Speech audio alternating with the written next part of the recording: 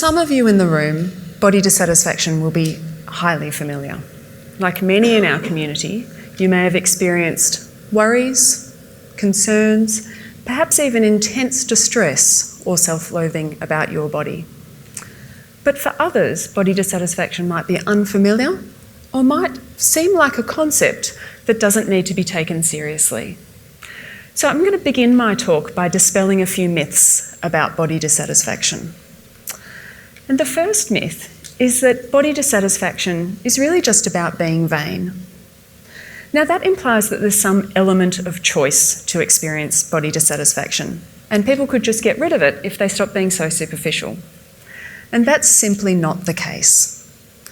We live in a culture in which appearance is social capital, and people, and particularly women, are judged in terms of their value and their success very much on their appearance.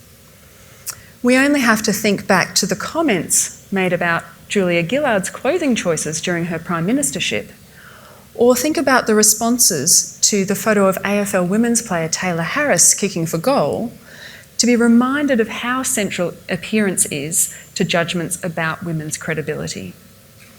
So is it any wonder in this culture that people who feel they don't live up to appearance ideals would experience dissatisfaction? Another myth is that body dissatisfaction doesn't really do any harm. But we know that body dissatisfaction is associated with distress, low quality of life, and is a risk factor for the development of depressive symptoms and low self-esteem. And importantly, body dissatisfaction is a key risk factor in the pathway to the development of eating disorders, which have the highest mortality rate of all mental illnesses. It's also commonly thought that body dissatisfaction is the domain only of young girls and young women. And unfortunately, we're recognising greater experiences of body dissatisfaction in boys and in men. And this is certainly not the kind of gender equality that we're looking for. We also know that body dissatisfaction in boys and men is associated with serious negative consequences. And a particular worry at present is the use of anabolic steroids to attempt to achieve the hypermuscular physique. And a final myth, and a really quite common one, is that body dissatisfaction is good for motivating weight loss. And this is just simply not borne out by the evidence. In fact, people with body dissatisfaction struggle more to look after their health, have difficult or problematic patterns of eating, and their relationship with physical activity and exercise is also problematic. Going from one extreme of avoidance of activity for fear of being mocked by strangers or perceived failure for not losing weight, to the other extreme of over-exercising and compulsive levels of exercise, which can severely compromise health. So with these points in mind, I want to talk about some influences on body dissatisfaction. I'm going to be focusing on social media, but given our overall broad topic of physical activity, I'm going to start with Fitspiration. And although Fitspiration is ostensibly designed to motivate people to be active and to be fit, the posts predominantly feature hypermuscular males and images of very slim women, often with the face obscured and focused only on a single body part. And this has the effect of being depersonalising and objectifying.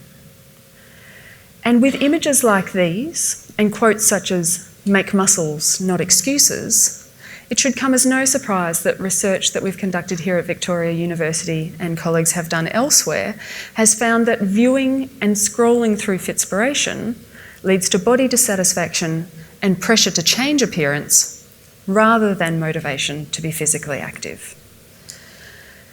And Fitspiration is just one example of social media, albeit a pretty popular one, with 80 million posts for the hashtags Fitspo and Fitspiration alone, but one example of social media that can be harmful for mental health and for body dissatisfaction particularly. And social media is distinct from traditional forms of media.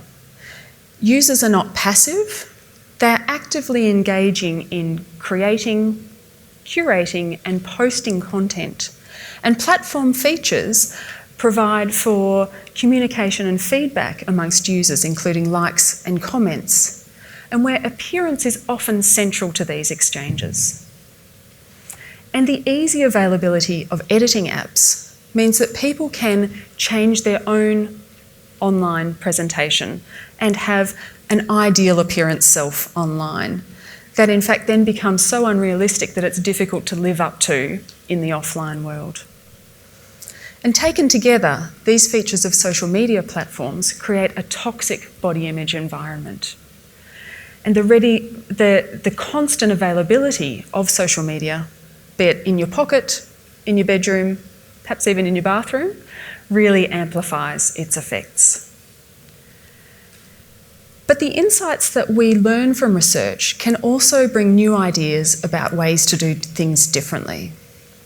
We know from research that when people view images of others with diverse body sizes and shapes that aren't fitting within those narrow, hypermuscular or slim appearance ideals, and when they view images that haven't been digitally modified, the effect on body image is much less harmful.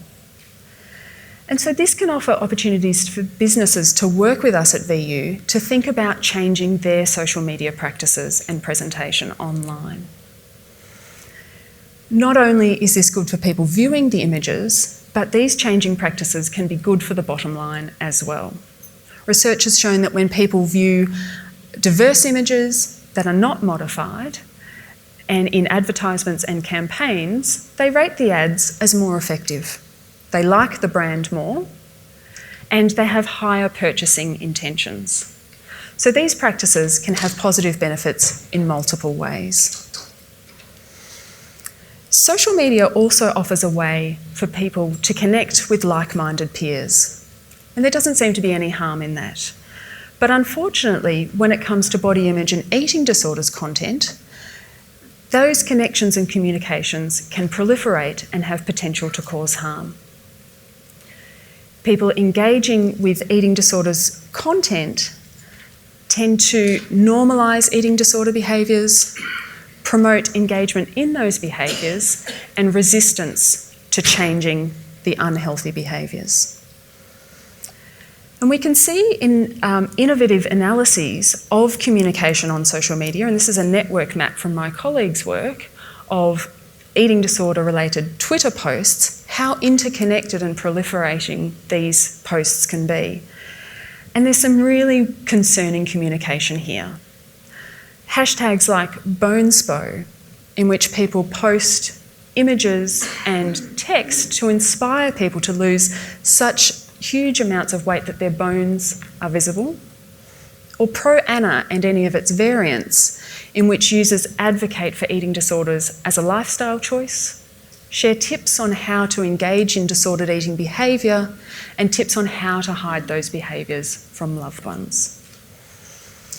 So this does paint a rather worrying picture, but it also offers us new ways to intervene. And these network maps show individual users communicating on particular body image related topics. And each of the coloured circles represents an individual user, with the larger coloured circles being users who have greater influence or greater connection amongst the network. And in exciting new work that we're going to be collaborating with the Butterfly Foundation and Twitter, we're going to be developing algorithms to enable us to target these influential users. And we'll be able to embed brief persuasive messages in the social media space to counteract these harmful messages. So our work with social media offers us opportunities to intervene. I certainly don't want to suggest that it's all doom and gloom in social media. What we've learned and what we understand about this area is that it's only particular types of content and engagement that is problematic. I certainly wouldn't suggest that watching your funny cat videos on YouTube is going to cause you any problems for body image. But it's really important that we understand the types of behaviours and communication that cause harm. Because if we want to intervene in this space, we're going to get nowhere by asking people to stop using their favourite social media platforms. Rather, we need to intervene in ways to give people new ways to navigate the social media world in ways that work for them, not against them. And that's what my current work at VU is doing.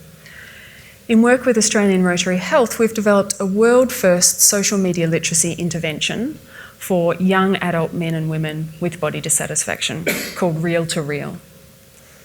And the idea behind the tagline for the program is that we want to assist young people to develop skills and techniques to be able to reject the highlight reel and get real on social media. We want to extend this work as well to help them use those skills in the moment when they're embedded in the really appearance-focused social media world. And we want to engage young people so that they can drive the change, so that they can change their posting behaviours in a way that's authentic and has a change on the whole social media environment. And in extending this work, we would also be looking to work with social media creators who work with businesses and organisations so that we can think seriously about how you might work with people who connect with your organisation and how you can think about your social media impact on those people. We want to reduce the appearance-focused content of social media and really increase the content that's focused on what really matters. So I want to finish by asking you to think about your personal and your business social media footprint. And think about whether you are contributing to the toxic social media environment. Do your posts only present your best self? Do you work only with influencers who present an unrealistic and narrow appearance ideal? Do you curate your personal and business profile in a way that seems to highlight appearance over other qualities and values? And if that sounds like you, even just a little, I want you to think about how you can change the focus away from media, reduce the toxic appearance-focused social media footprint, and get real on social media. Thank you.